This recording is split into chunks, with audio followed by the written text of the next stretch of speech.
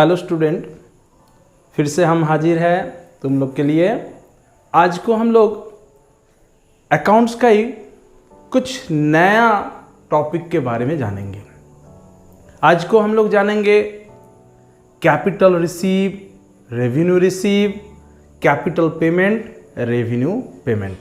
क्यों, ये जानने का कारण क्या है और क्यों ये जानेंगे, हम धीरे धीरे बताते जाएंगे और समझाते जाएंगे। बहुत इंपॉर्टेंट टॉपिक है। इसको अगर सही से हम लोग सीखते हैं तो जब हम लोग एंट्री करेंगे तब हम लोग का कोई प्रॉब्लम नहीं होगा। तो पहले हम लोग क्या जानते हैं ना, हम लोग जानते हैं कि ट्रांजैक्शन को हम लोग रिकॉर्ड करते हैं। तो इस ट्रांजैक्शन को रिकॉर्ड करने के लिए टू टाइप का नेचर ऑफ ट्रांजैक्शन रहता है। टू टाइप क्या क्या है? पहले तो है पर्सनल ट्रांजैक्शन, एक है बिजनेस ट्रांजैक्शन। पहले हम लिख देते हैं, देख लो, transaction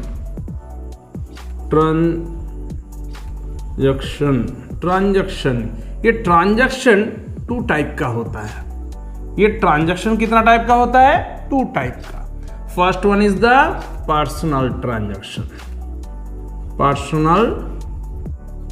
transaction, another is the business transaction,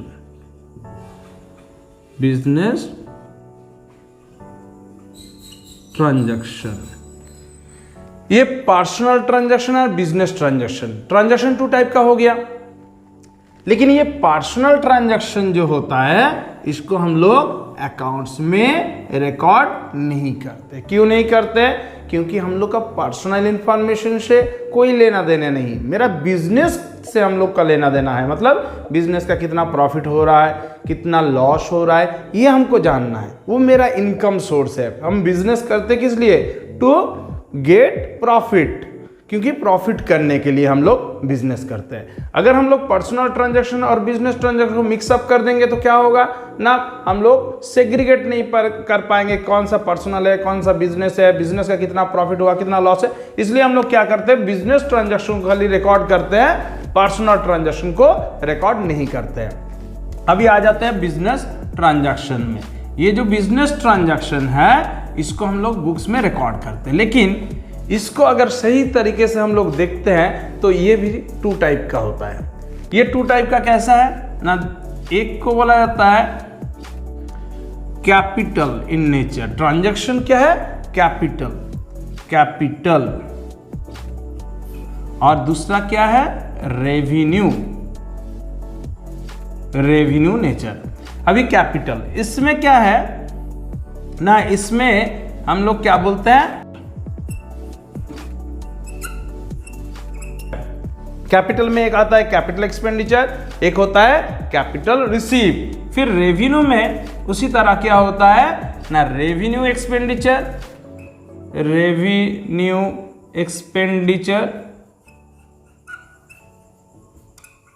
and revenue received. ये हो गया।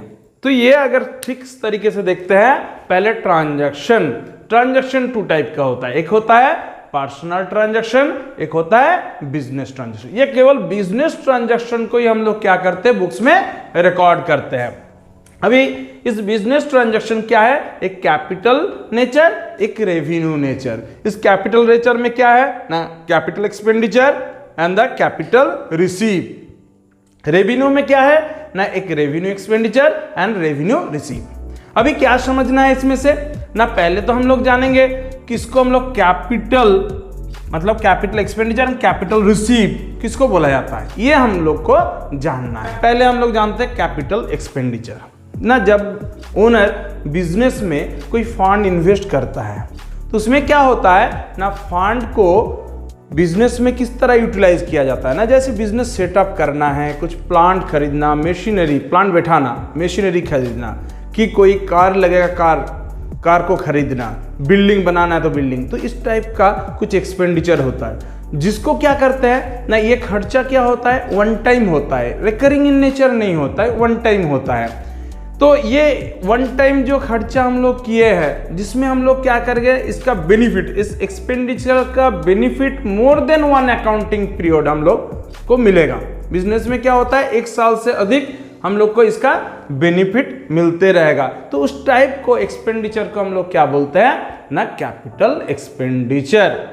उसी तरह कैपिटल रिसीव क्या है ना, कैपिटल रिसीव है जब भी कोई एसेट्स को, मान लो बिजनेस चलते चलते क्या हुआ, कुछ एसेट कुछ डैमेज हो गया जिसको हम लोग रिप्लेस करना चाहते हैं, कि जो प्लांट था, कि जो मशीनरी था हम लोग का, अभी क्या हुआ ना, बिजनेस और एक्सपेंड हो चुका है, बिजनेस बड़ा करना है, एक्सपेंड करना है, तो उस टाइम हम पुराना जो मशीन है उसको हम लोग बेच देते हैं। तो उसको बेच के रिप्लेस करने के लिए बेच रहे हैं, तो उसमें जो कुछ रिसीव होगा तो वो क्या होता है, कैपिटल रिसीव होता है। तो कैपिटल रिसीव, इसी में से कैपिटल प्रॉफिट भी आता है जिसको हम लोग कैपिटल रिजर्व में ट्रांसफर, बाद में हम लोग जानेंगे कैसे, कौन सा रिजर्व कहाँ ट्रांसफर होता है, बाद में जानेंगे। तो क्या हो गया, कैपिटल एक्सपेंडिचर जो कि नॉन रिकरिंग इन नेचर, पहला बात। सेकेंड, इसका जो बेनिफिट होता है more then one accounting period. Capital receive क्या है ना, वही चीज जिसको हम लोग वन टाइम इन्वेस्टमेंट किए थे, किसी कारण उसको हम लोग अगर सेल आउट करते हैं तो उससे जो रिसीव होता है उसको हम लोग बोलते हैं क्या ना, कैपिटल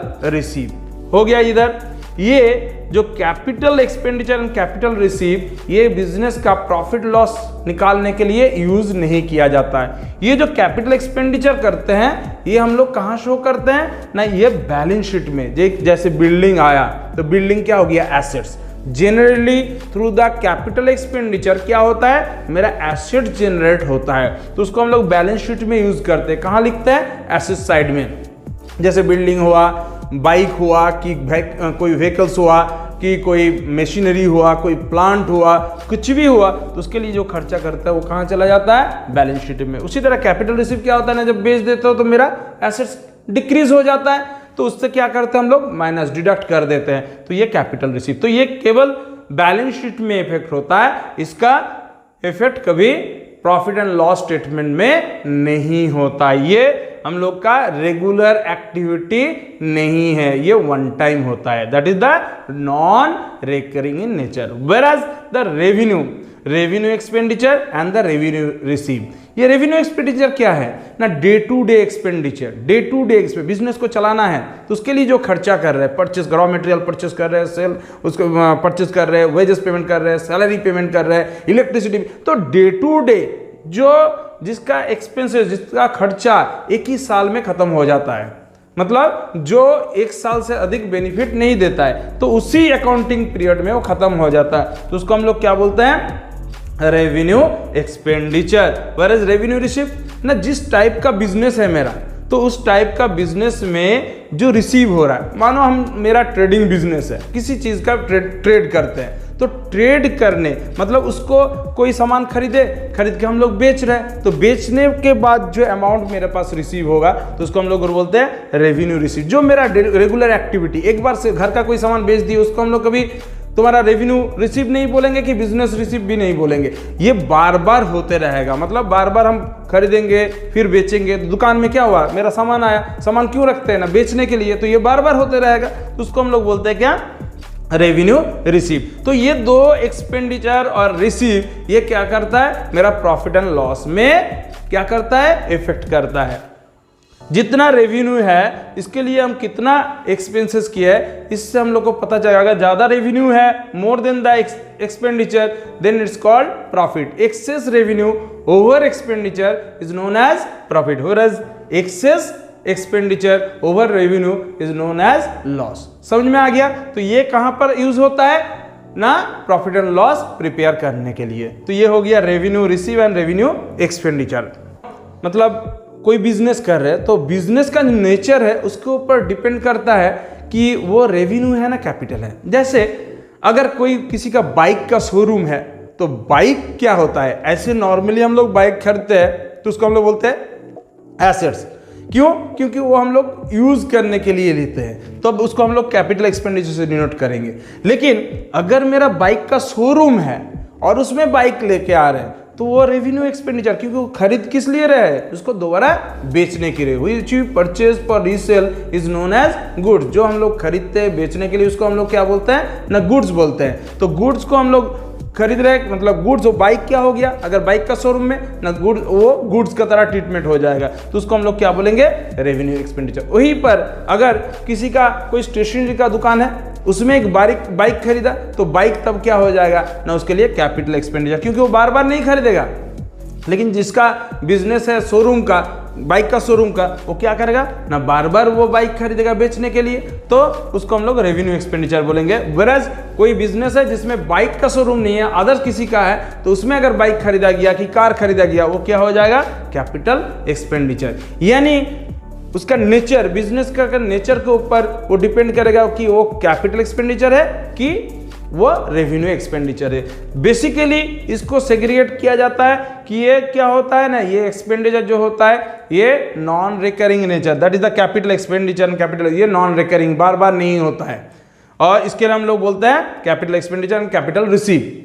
और इसको हम लोग नॉर्मली बोल सकते हैं कि जो रिकरिंग इन नेचर है, बार बार हमको करना होता है, उसी को हम लोग क्या बोलते हैं, revenue expenditure and revenue receive. ये है, और ये बेसिकली डिपेंड करता है किसके ऊपर ना, नेचर ऑफ बिजनेस के ऊपर। ओके, तो आज के लिए हमको जहां तक लगता है कि बहुत छोटा टॉपिक है, लेकिन ये बहुत इंपॉर्टेंट टॉपिक है, क्योंकि इसको अगर ठीक से नहीं जानते हैं तो कौन सा बैलेंस शीट में जाएगा, कौन सा प्रॉफिट एंड लॉस में जाएगा, ये समझने में दिक्कत होगा। और अगर सीख भी जाते हैं, लेकिन उसको अगर पूरा डेप्थ में नहीं जाते हैं, तो क्या होगा ना, कर तो रहे लेकिन वो प्रॉपर क्लियर नहीं होगा, बाद में उसमें गलती हो सकता है। ये टॉपिक अच्छा से बार बार इस वीडियो को देखना है, और इससे क्या होगा ना, ये क्लियर होगा। अगर कोई क्वेरीज रहता है तो जरूर कॉल कीजिएगा 9749436372, नहीं तो 9933458567, इस नंबर लास्ट वन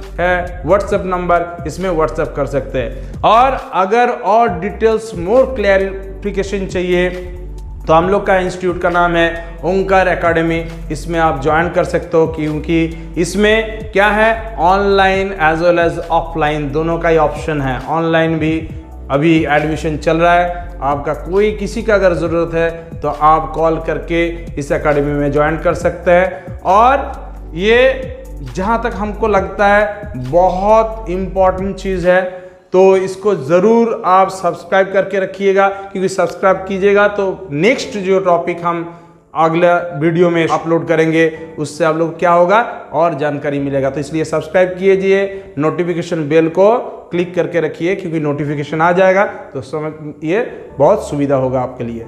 और आगे जाके अगर सीए करना है, प्रोफेशन में जुड़ना है, 9749436372 में कॉल कर सकते हैं। ओके, आज के लिए इतना ही। Thank you very much.